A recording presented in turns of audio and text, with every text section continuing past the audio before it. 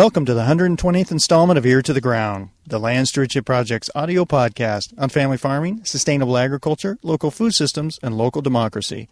I'm Brian DeVore, editor of the Land Stewardship Letter. When Terry and Joe Adams moved onto a 20-acre farm near Minnesota's Twin Cities in 2009, no one would have been surprised if they planted a few flowers, pulled out the lawn chairs, and settled in for a well-deserved retirement. After all, Terry is in her late 60s and Joe his early 70s. And both have had long and rewarding careers here and abroad. But the energetic couple felt this former dairy farm had much more potential than just as a place to spend their golden years. It's close to Twin Cities suburban markets and sits next to a lake that's home to waterfowl and other wildlife. The couple felt the farm could become not only a source of food, but also a place where people of all ages could see firsthand how farming and a healthy ecosystem can go hand in hand in a region that has been inundated by sprawling development. They went on to establish Marsh Watch Farms, a community-supported agriculture operation that provides a weekly share of fresh produce to eaters during the growing season.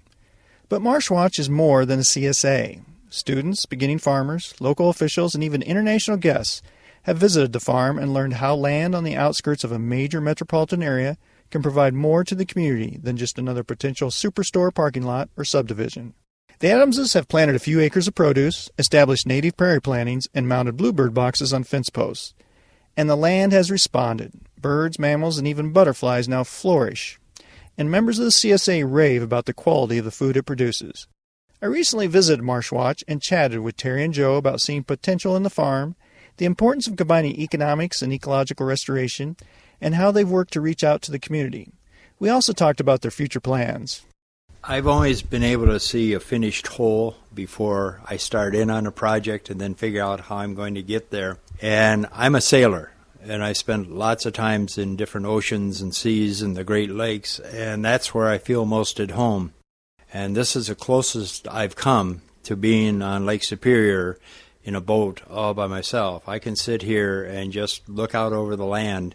I can imagine what it was like before the first farmer came. I can imagine what it was like when the Native Americans that camped on the corner of our farm were hunting geese and that type of thing. And I can look down the road and imagine what someone with the energy of little resources and a vision, the next level they can take this to.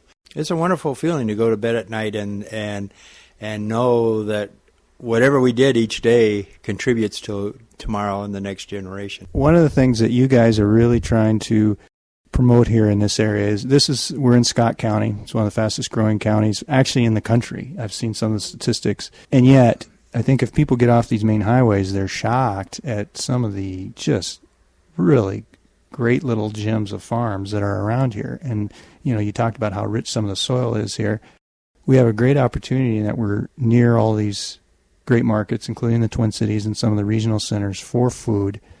And as issues of transporting food becomes a bigger issue and food security, places like this can be so valuable. But that can be a struggle a little bit in trying to convince local government officials and just local folks that having a farm like this that can produce food for local consumption is valued, and it should be something that's supported and not put barriers in the way of that.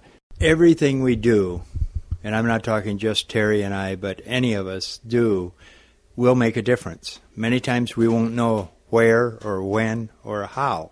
I'm involved in different agencies within the county and other support groups like yours, and together we can work along with the national media, the international media, to change outlooks. I think the generations that are coming along, due to this recession and due to a lot of problems with banks and real estate and things of this sort, are no longer looking at the big bucks. They're looking at quality of life. So whatever we do today helps those people, gives them a leg up on tomorrow, the future.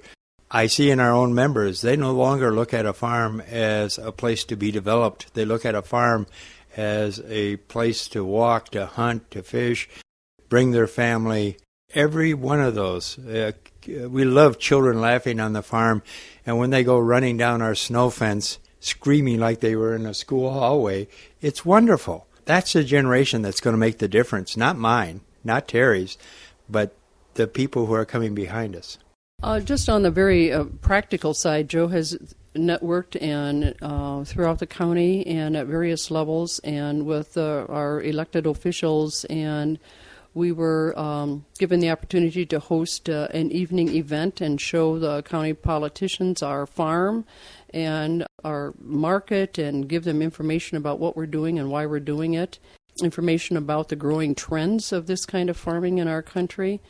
So that's just one of the things. He's also involved in the water and soil and takes opportunities to meet with editors of newspapers and to get articles out so that this kind of farming and this availability of food grown here in great abundance locally, and now with our hoop house we're able to start in March and go until December. So I mean that's 9 months a year way up here in Minnesota. That's pretty awesome. Those are some of the ways that especially Joe is connecting with others for education, helping to secure this kind of lifestyle and land for the next generation to be able to have more of this in greater bounty. Yeah, and the message it seems like you're really trying to get out when you bring out school groups or have officials come out or whatever is this idea that a farm and, say, wildlife habitat or, environmental sustainability go hand in hand, that there aren't two separate things, that you don't just have nature over here in a refuge or a nature preserve and a farm here, that these things really meld together. They really dovetail. It seems like something you guys really have worked on. Yes, and part of that is in small-scale farming, especially those that are involved in sustainable farming, having things in balance is the key.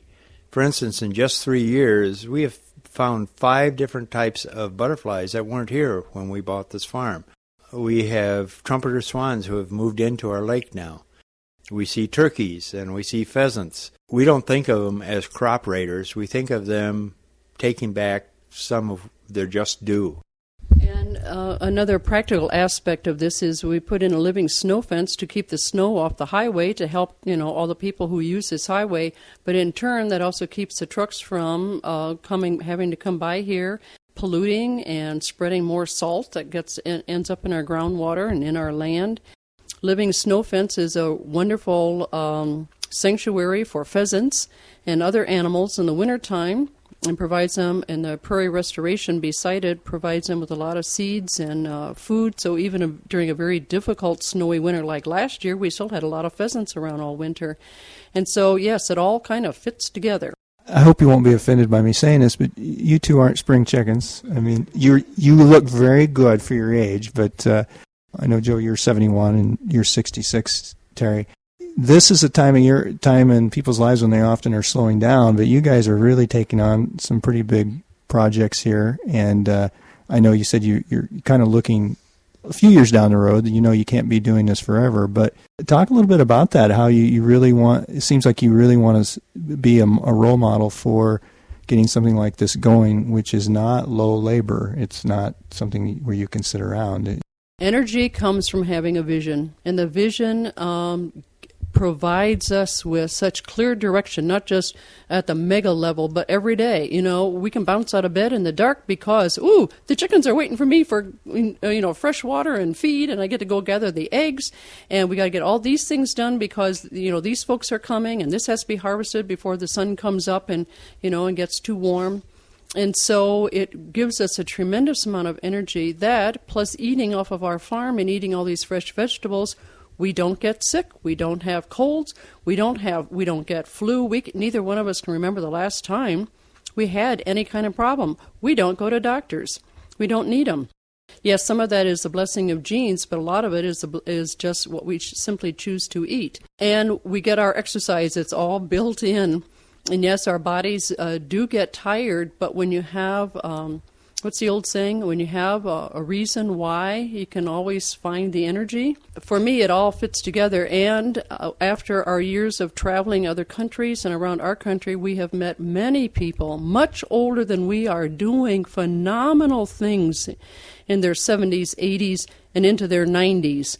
Yes, it's a time of life when we want a siesta in the afternoon, and it really feels good. but also we can still contribute a lot because we have years and years of experiences and knowledge. In our case, Joe's whole background is in, we both have a farm background, but his is also professionals in marketing and photography and the whole visual.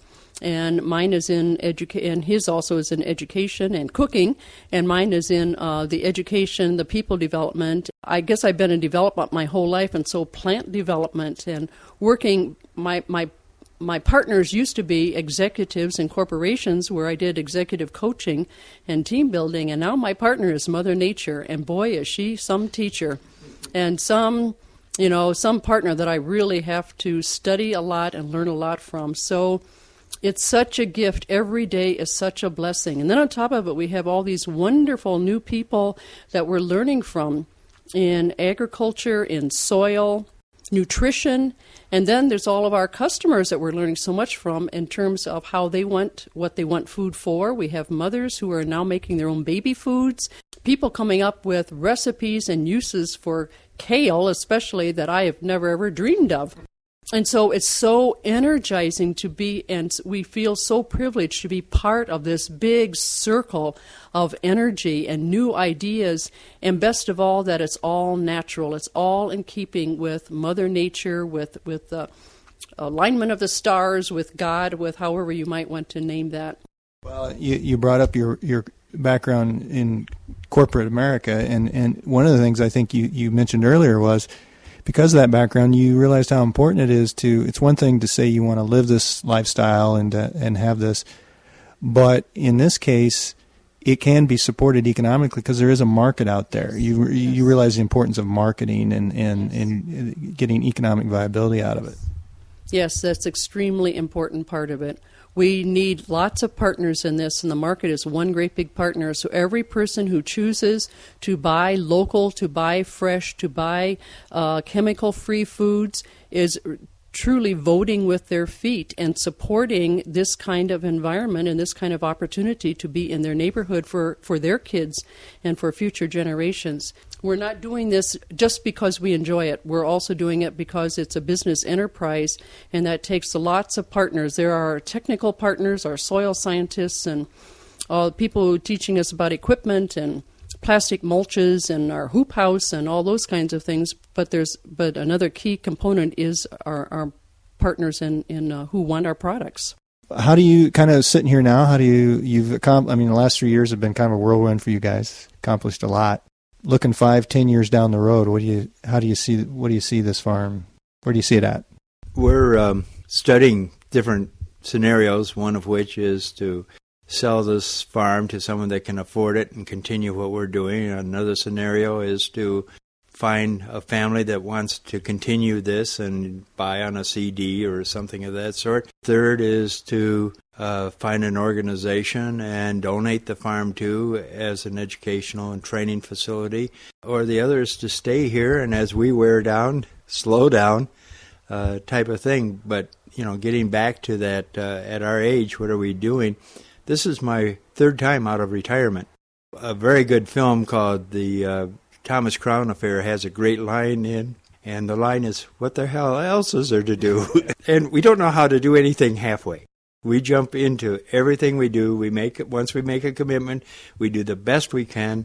We've left a trail behind us of people all over the world who have grown and profited from not only our efforts, but our connections. Another hope or vision we have is that we could mentor someone, an employee or whatever the relationship might be, but mentoring the next generation in how to do this and how to benefit from this economically as well as, benefit the community, so that we would stay on in some capacity, whether we have sold a place or whether we're renting or whatever that is, that we are actively engaged in transferring knowledge and everything that we know to the next interns or whoever they might be.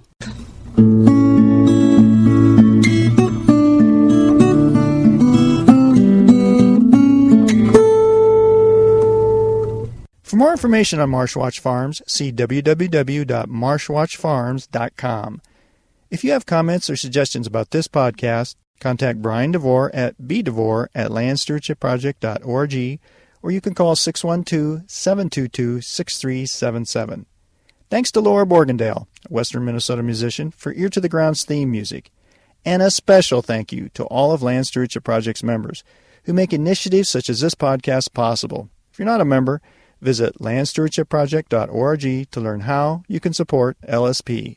Thanks for listening.